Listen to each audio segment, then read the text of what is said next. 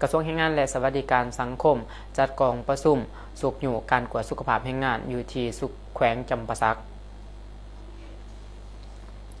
ศูนย์ความปลอดภัยและสุขภาพแรงงานกรมคุ้มครองแรงงานกระทรวงแรงงานและสวัสดิการสังคมได้จัดกองประชุมเผยแพร่และสุขอยู่การจัดตั้งปฏิบัติเวียกงานกวดสุขภาพแรงงานในวันที่26 พฤษภาคม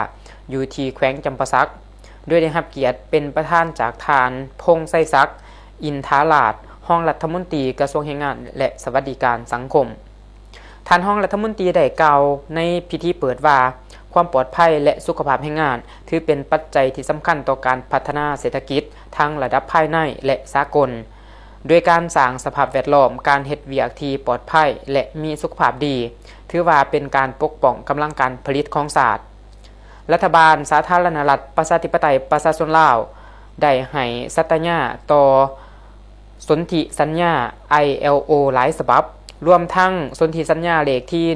155ว่าด้วยความปลอดภัยและสุขภาพแรงงานและสนธิสัญญาเลขที่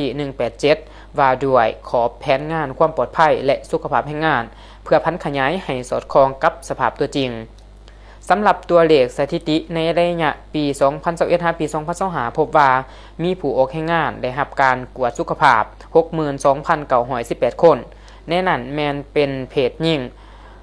30,050 คนแต่ตัวเลขดังกล่าวยังถือว่าต่ำเมื่อเทียบใส่จำนวนหัวหน่วยธุรกิจที่มีทั้งหมด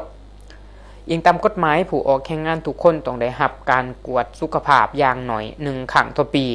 ส่วนผู้ที่เฮ็ดเวียกในแขนงที่มีความเสี่ยงต้องกวด2ครั้งต่อปีโดยให้ผู้ใช้แรงงานต้องรับผิดชอบค่าใช้จ่ายสำหรับแผนประจำปี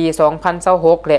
2030 รัฐบาลได้กำหนดเป้าหมายฝึกอบรมและแต่งตั้งหน่วยงานความปลอดภัยในสถานที่เฮ็ดเวียก300หัวหน่วยและสูกอยู่ให้หัวหน่วยธุรกิจขนาดกลางและขนาดใหญ่ดำเนินการกวดสุขภาพแรงงาน280หัวหน่วย